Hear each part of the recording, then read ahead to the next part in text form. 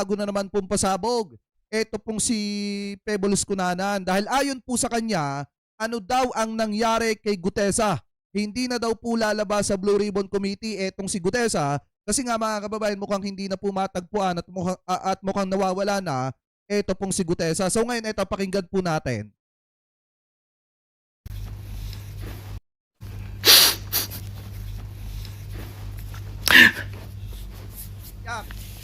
Naiyak ako. Nalungkot ako. Ang tagal kong hintay ito.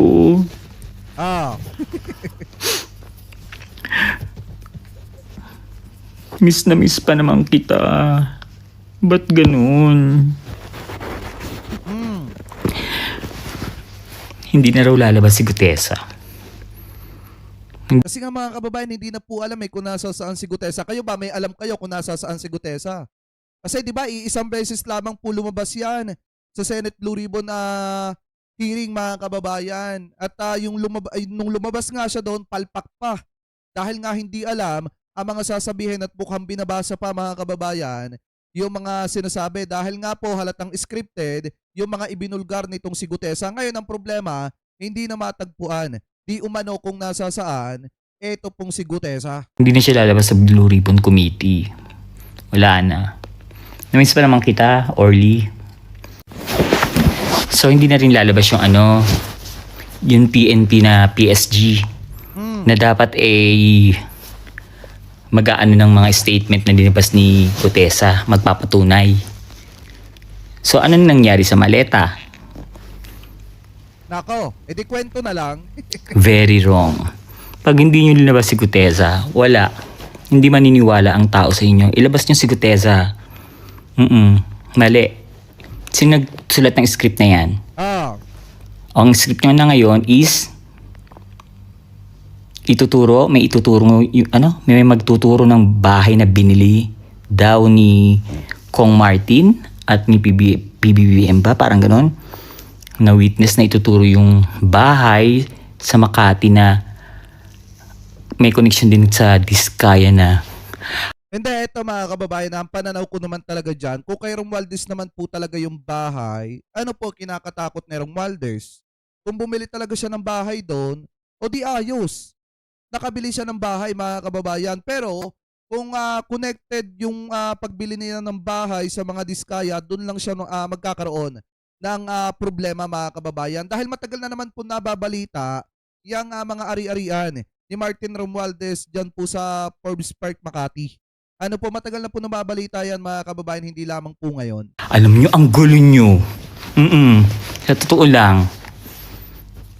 Buti na lang talaga napalitan yung chairman ng Blue Ribbon Committee. Tama. Ang tsaka pinasok niya kasi si Bingot, si Defensor. Dati nang ganyan ang eksena niya, yung naglalabas ng witness na na bobo, katulad niya. No, akala niya siguro, walang makakakilala dun kay Gutesa. Ako din nagulat ako nung nakita ko siya. Sabi ko, parang nakita ko na tong taong to. Yan. Ilang beses ko siya pinnood. Ayun, naalala ko. Sabi ko, alam po na. Kasi, kaya hindi ko siya ganung matandaan kung saan ko siya nakita. Pero kung mga 3 o 4 na beses ko siyang nakita ko siya talaga. Pero hindi ko siya nakausap. Kaya nga, hindi ko maalala. Pero kung nakausap ko yon kahit mga ilang minuto lang, alam ko agad. Nakita ko to Pinanood ko ng pinanood. Ayun, hanggang sa naalala ko. Parang nakasama ko pa nga siya sa Christmas party no Orly. Diba? Ang sabi mo, pumasok ka ng December 5 kay Kong Saldi at umalis ka ng August. Kasi yung December 5, kaya yan yung script nyo. Yan yung, tapos na yung yung budget. Tapos yung August. Ayun yung bookingan na. Kaya umalis ka na, tapos na kasi yung papel mo na isa ka sa naghahatid ng maleta. Pero ano nangyari? Bakit ang nangyari sa maleta? Mawawala na yung maleta. Hindi Kaya pwede yan nga. ha. Hindi pwede mawala yung eksena yun sa maliit. Mawawala na mga kababayan yung aligasyon nila sa issue ng pagde-deliver ng mali-maletang pera. Kasi biruin nyo mga kababayan hindi ba kayo nagtataka?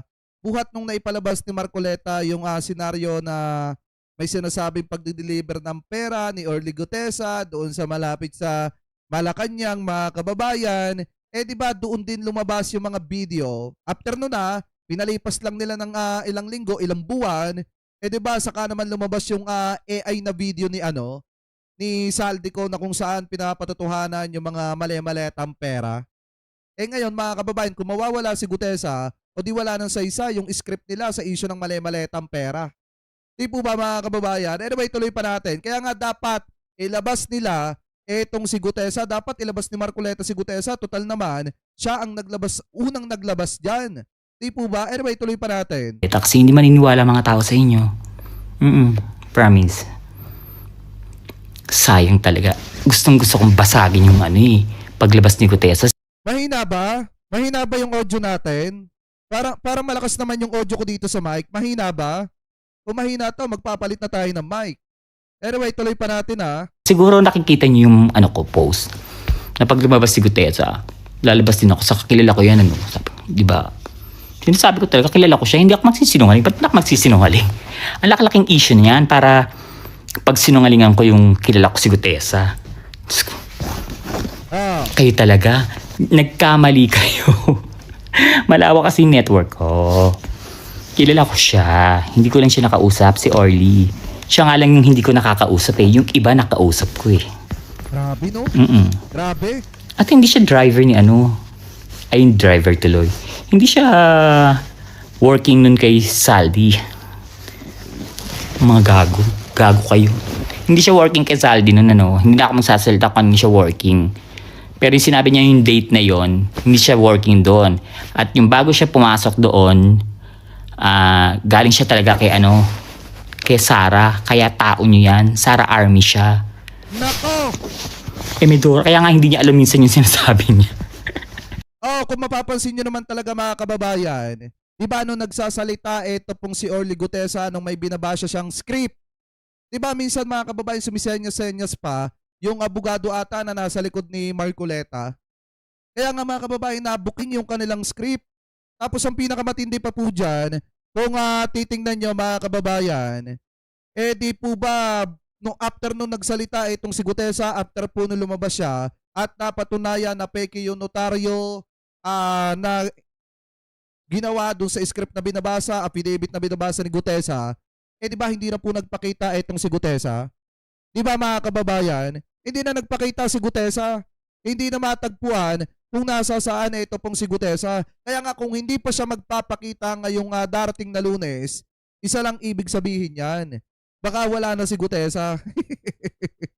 Nagbabasa na, nagalit na mga di ba, si Marcoleta na ituloy mo lang yung pagbabasa mo. Huwag ka na magsalita. Kasi mabubukayo. Nasabi pa tuloy yung Michael Yang. Hay naku, bingot, Mike Defensor, tatakbo ka lang naman pala kung ano-ano pa yung mga katarantaduhang ginawa niyo. Saka pambibintang yung ginawa niyo, malaking yun. Tama. Malaking kasalanan yun, saka malaking pagkakamali yun sa yung mga nanonood, di ba? Palakpakan pa yung mga DDS nun, totoong kinabukasan. Ang mga Marines ay talagang matatapang. Ang mga Marines ay may panindigan, pati si Bato. Hoy, kalbo. Tuwan-tuwa pa yan. Ganyan ng Marines. Yan ang Marines. Ganyan. Meron pa siyang nalaman na dati rin daw siyang Marines. Pak, ganyan, churut. May baril ka ba? Ganyan. Loko. Nalungkot. Bakit nga ba? So, paano na yung PNP PSG? Yung PSG na PNP na susuporta dun sa salaysay ni Gutesa na naghahatid talaga ng maleta sa kay Kong Martin at kay President. Ano nang mangyayari doon? Nawala na yung script. Di ba nag-practice sila? Yan. Sana pala hindi ko muna binanggit para lumabas si Gutesa. Tapos ako rin bigla rin akong lalabas. Hi, Orly! Namiss kita. Natatawa ako sa eksena. Ano ba yan? Kasi naman Grabe, no? Diyos ko day, manahimik na nga kayo. Dumami na yung characters.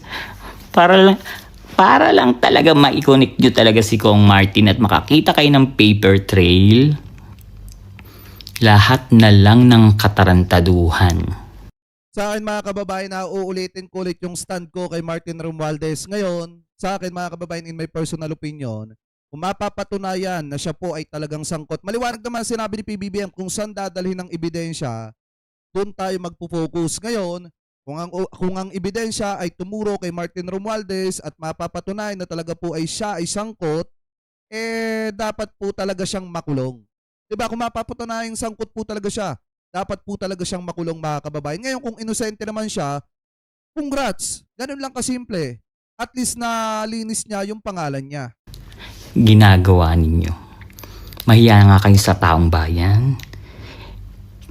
Kung talagang merong paper trail, bakit hindi nyo mailabas? Samantalang yung kay Cheese, meron. Pero bakit wala siyang kaso? Tama. Ano yun? Diyos ko, ewan ko sa inyo, bahala kayo dyan. Hindi nyo kausap. Ayan. Diba mga kababayan, ngayon sinasabi po ni Pebbles na ito daw pong si Orly Gutesa, bago daw po pala ito na issue sa mga ganyan, yan po pala ay member ng Sara Army. Sa madalit salita, kay Sara Duterte po pala nagtatrabaho yan. Ayon po dito kay Pebbles ibig sabihin mga kababayan, allegedly, ito pong si Gutesa, talagang hawak nito pong sina Senator Rodante Marcoleta. Kasi naman kay Senator Rodante Marcoleta unang lumabas po yan at nagsabi na mas credible ang sinasabi nito pong si Gutesa. Pero ang ending pala mga kababayan, ganito po pala ang kwento dyan. Matagal na po palang nasa sa Sara Army, ito pong si Gutesa. Sino kaya yung magtuturo doon na may nabiling bahay si tapos kinunik si Diskaya. Wait. O siya, babay muna. Nabago yung mga script nila. Ha? Chururut. Tusok. Gutesa na miss. Ayan. So kayo, mga kababayan, kung kayo ang tatanungin, sa inyong palagay, eto kayang si Gutesa, mga kababayan, ay itinago na? Or baka talagang wala na? Eto pong si Gutesa. Kasi nga kung hindi po ito sisipot sa Monday, isa lang ibig sabihin yan.